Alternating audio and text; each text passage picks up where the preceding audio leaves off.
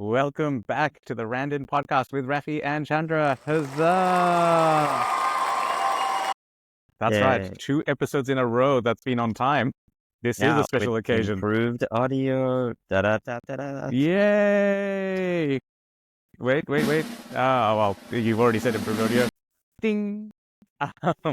Chandra has finally upgraded his microphone so it doesn't sound like he's on AM radio anymore. We've skipped past he has AM upgraded radio, to FM radio, and we're here in the digital world now. Yeah. Now he's like low-grade Spotify. There we are. Exactly. So DJI mini mic. First they had like the previous one, which came out a year ago. That looked really cool, but there's also about $600 and came with 2 or 3 microphones, which is like, don't need that. But they just released their miniature one, which just comes with 1 mic and 1 receiver. Seems to work. Yep. So, hashtag sponsored. Definitely. By that, I mean, can we get hashtag sponsored? So DJI, if you're listening, feel free to sponsor us if you want. It is actually not sponsored, but yeah, that'd be nice. Anyway, today's episode is something that is in true random style, something that only came up as we recorded the previous episode. And we're calling it Quite Complimentary because we want to talk about compliments and just the different categories they might exist in. And what I was thinking about was like, you could be at work and someone says, hey, great job. And you go, oh, that was really nice. And you kind of go, yep, that's what it is. And I'm sure lots of us have little stories about that. But by and large, you kind of forget what the thing was. Like, as in, pretty sure someone said great work for something, but I can't remember what that thing was. Right. And it's kind of like, they're nice to get. Don't get me wrong. Compliments are always nice to get, even though I feel a little bit awkward about receiving them. But it's kind of like what I would call like a classic compliment. It's like the standard thing. And then there's a few different categories. Like the other one that obviously comes to mind is like a backhanded compliment, which, because it has been 2 minutes, we can mention AI. I did run what should we label these through ChatGPT, and it came up with a pretty good one, which was called a snark, because it's a snarky compliment. Get it? Yeah. And yeah. There we go. And so it's like, if you're chronically late, for example, someone goes, hey, you're on time for once. It's kind of like I'd that say we both backhanded get sort that of thing. snarky compliment once in a while, / quite frequently. I mean, In our defense, if people we're brown. were commenting Time like is, we're on time somewhere in the world.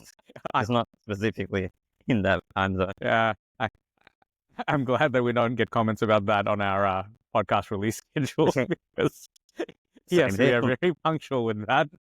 Absolutely. Definitely on time.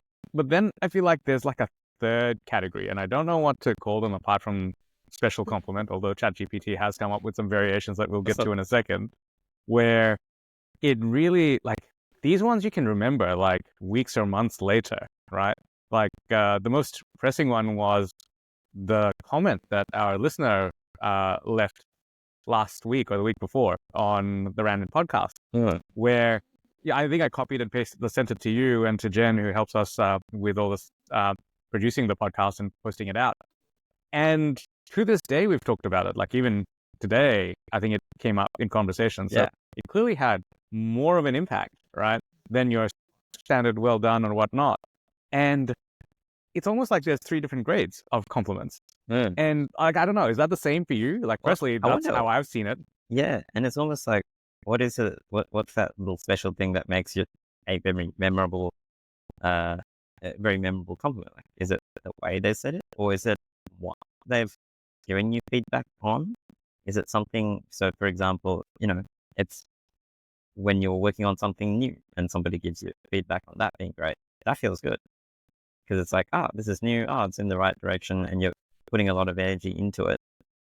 And I wonder sometimes if it's easier to put the other categories where you're paying less attention to some of the other stuff. And even though you're doing just as well there, maybe those aren't as memorable because you're just not as focused on that area. Do you think?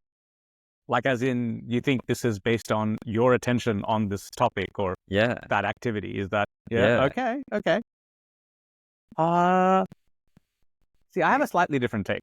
I think it's like a bit of a mirror, if you like, on a core value in a way. So, like, for example, like, you and I both like photography, right? And we both like tech sort of stuff. And I found that this is not even a compliment, actually. I just thought of something. There's a device called the Microsoft Surface Duo. It's like this 2-screen device. It's out of production. It's really just not the nicest device to use day to day, but I have one because it was like on discount. Of course you do. And I use it like Because basically you still literally haven't the only bought thing an iPhone. No, because what I use it for is this one specific thing where it's great for organizing like Spotify on one window and a calendar on the other.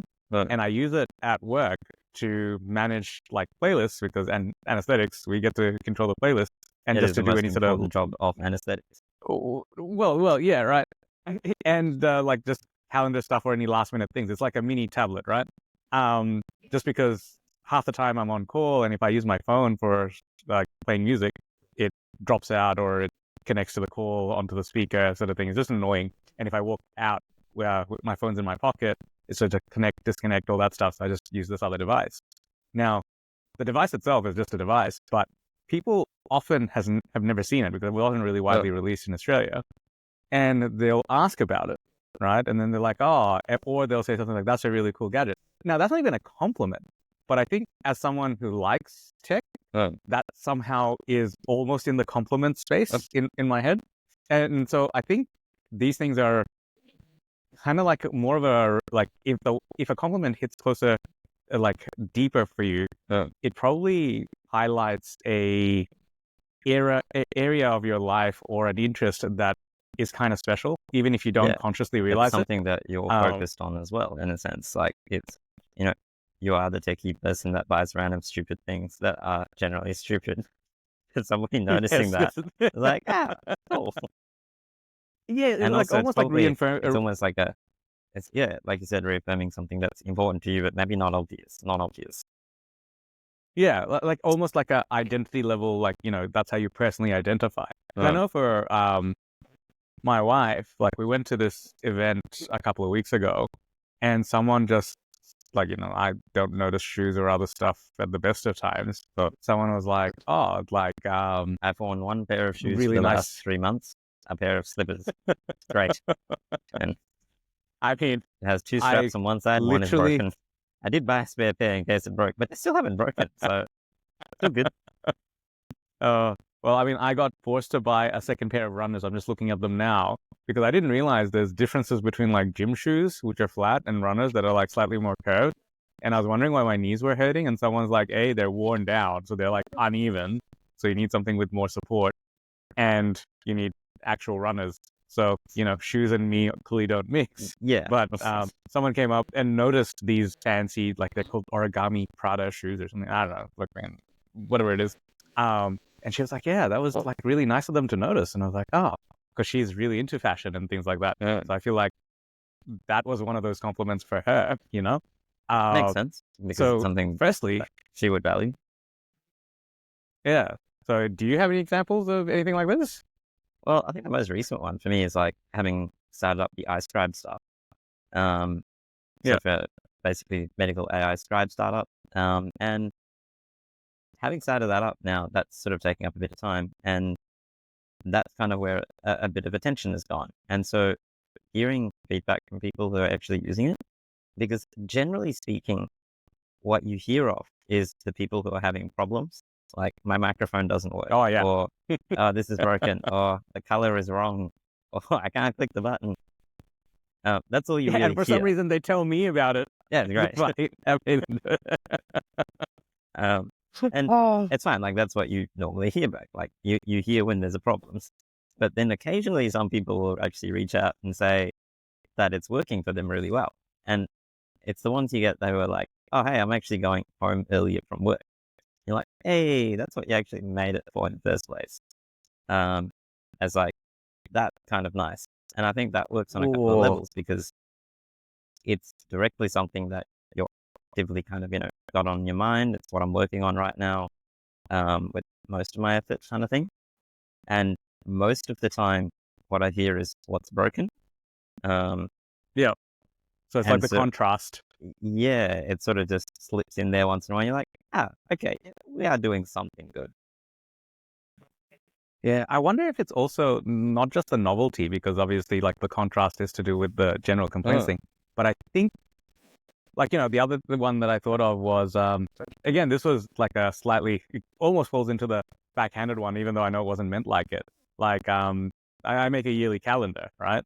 And this year I switched publishers because, like, in the past, the paper was a bit thin. Like, there was no options. And especially if it was like a sun-facing sort of a wall, it would kind of curl at the edges a little bit. And so my cousin was like, hey, this one just does that a bit. I was like, okay, I'll see what I can do. And the old publisher just didn't have any different paper stock. So I switched. And anyway, and my wife was like, wow, like, these look so much better. Not because, like, as in, she doesn't know anything about paper, neither do I. I just found something thicker. And, like, so I was like, oh, that's good. Like, I think it looks better, but it's just the newest one. So I probably was like, shiny toy, right? But then she was like, oh, hey, can I, like, buy one off you? I want to give it as a Christmas present. And I was like, huh, like, I don't know why. That, like, really stuck out to me. And I wonder if it's partly also because you took a risk or a chance and you didn't have any sort of certainty around it, and it kind of paid off. So it's almost like validating, like, this unknown for you, right? Like, I wonder if that has something to do with it as well. It's an experiment you've done, and you're like, this has paid off. Yeah, like, the experiment succeeded, right?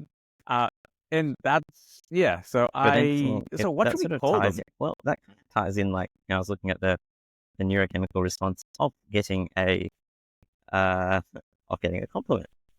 And interestingly, now, there is a connection. We literally, I showed him this pro forma about this. I've like seen this 5 before minutes from before we started recording.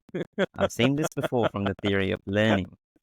So there's an area of the brain that I reinforces. Thought this was like AI, another reference. No. So there's the learning and reward center. So I was making flashcards and stuff. Like, I was running into how does that work? How does, like, doing the flashcard system actually work, and how does that, like, part of that reinforcement of learning? And if you think about right. And, like, how? Okay, I see. Yeah, so it ties into the same place that goes into reward processing and learning. Because if you think about it, simply, like, the thing that everybody could identify with is, like, Facebook or Instagram likes. You post something, you get some likes, you feel better about it. Those are, like, little mini compliments in a sense, right? Yeah. Okay. Yeah, I didn't think of it that way. Yeah, so, of course, got to try and gain that. But you can see how they have clearly spent a lot of time gaining that dopamine reward system, that every time you get a like, you're a bit better, you stay on there a bit longer. I remember, like, the first time that we played with 500 pixels, the platform. I think we were on a photography trip. Oh, yeah, geez, that's going back a while. Yeah. It was like ages ago. It was like a new photography platform thing. And I think we were on a photo trip. So it's still there. Right. Oh, is it? Oh, I haven't actually looked at that. Oh. Yeah. But I distinctly remember having, like, normally have notifications turned off, but I just happened to have left it on for that app. And I was like, ooh, this is nice. Getting more likes. And I think also because it was a bit more photography focused website as well, it was like, ooh, these are other likes from other photography people. Oh, I better post some more things. I do remember that because there's also, like, Medium, the blogging platform, or, like, article writing one. The interesting thing is, like, how Facebook has, like, you click, you get a like, right? On it, you get a clap. Yeah, that's what they call it. But you can hold down the button, and one person can give you, like, 1,000 claps. So then you suddenly log in, and it's like one person's number, but then you have, like, 10,000 claps, and you're like, whoa, Well, this sounds like it the makes YouTube thing of, entire you number. can't remember what it is, but, you can give a donation. I think Twitch has something similar as well, where you can. Yeah. So thanks. I just got enabled on that from my. Are you on Twitch now? On my YouTube. No. On YouTube. Okay. On YouTube. Because I mean, it's slightly a Samsung requirement for because they'll have, like, content pieces that I'll have to do. So I was like, oh, well, might as well actually put some time into making something decent. And then I hit, like, so YouTube has, like, minimum requirements. So you need like a certain number of subscribers. I think it's like 1,000 subscribers and 3,000 watch hours before they'll enable certain platform things. So I hit that and I was like, oh, okay, like cool. Like, I don't know if anyone actually does this, but it's there. I guess that also kind of does feed although- into YouTube's own reward algorithm of, it's like a reinforcement of learning kind of thing. Learn behavior, do a good thing, therefore feel good. Then you do more of that good thing. Like that's makes sense as to why that's a good human feature to have. But it's also in all the games and everything, you get badges. Like as you go, like the Apple Watch, for example, you walk your thing, you're like, I got 5 days out of it. I'm on a streak, better keep going. Yeah, that's true. I didn't actually think of the likes and the badges as compliments, but they kind of are, right? Like they are just like a automated version of it, or like what you said, mini compliment. It's like it's just there. They might not be as memorable, but sometimes they can be effective. And I guess also like I was trying to get back on track with meditating and getting the notification, hey, you're on a streak or whatever. That's kind of nice. And even though it's a automated notification, it's not as meaningful, obviously, as a person giving feedback on something randomly, but that still helps you keep going. Yeah, that's true. Like I'm on like day 97 or something of learning Japanese on Duolingo, exactly for the fact that. So one of the interesting things was they said if you add the Duolingo widget to your home screen, you're like 60% more likely, and it's just the picture changes to him looking more and more mad, and then looking sad as closer you get to midnight if you haven't done a lesson, right? Nice. And then he just looks crushed, and but sad. by the next morning, it's back to normal, but it's kind of like, oh, Joe knows you were busy, kill the owl. but yeah, and just that has kept it. Like I've actually done it a lot more frequently this time around as compared to every other time. But going back to the original so the moral point, of the story is all tech companies should learn how to exploit this dopamine-based learning response system. I think that's what we've learned from today's podcast. Every time you use it, you get a smiley face, and if you don't use it, it gets slowly more progressively sad. There's just a sad brain in the corner. Yes. Oh, you should work more. I can't wait until like Outlook does it. It's like, hey, you haven't checked all your 10,000 emails. Sad tear face. Could they bring back Clippy? Clippy, where are you? Clippy is sad. Wow, we're really showing our age if we brought up Clippy. Hey, but what should we call these like what, special compliment? I did run it through ChatGPT. These are some of the options it gave, which was core compliment, because it's like a core passion or something that's my personal favorite. I just had like special compliment, I like because it like feels special. As you know, naming is not my specialty. That's my own device. I'd be like a really good special compliment. So we have unexpected applause. I like this one. Soul spotlight. Oh, well, not supplement, which was the other one. No, it sounds like you made really good soup. Kind of a bit too... Sounds like you made good soup, which I did actually. Well, I think of days now. I've been getting into making soup with leftover fish bones. So you do have a supplement then? It's like a indeed. soup. And on a side tangent, did you know after you've made fish stock out of leftover fish bone, you can then get the meat off that fish and keep using it for more things, like fish cakes. Quite good. Makes one fish go a long way. So hang on, you use fish bones, and then but then there's always a bit of meat attached to the bone. Like there's always a bit of meat attached. So you boil it up for your fish stock. Yeah. Once you take the bones out, you can just use your hands and pick off all the meat on it, and then you end up with surprising amount of meat. So first day, made some fish cakes out of them, and another day I just tried mixing it with like mayonnaise and a bunch of other stuff, and it made a spread on a cracker. ChatGPT, it's great. Yeah. And everyone, yes, Chandra is fully vegetarian, as he's always been, especially during his lamb times. As a pescatarian, this is important. Yes. I just love it, because when you're eating lamb, you're still like, yeah, I'm vegetarian, not even pescatarian. It was like full vegetarian, because lamb's a vegetable. All these fish, I mean, they're kind of vegetable-like sometimes. But it is, green and moldy. Delicious.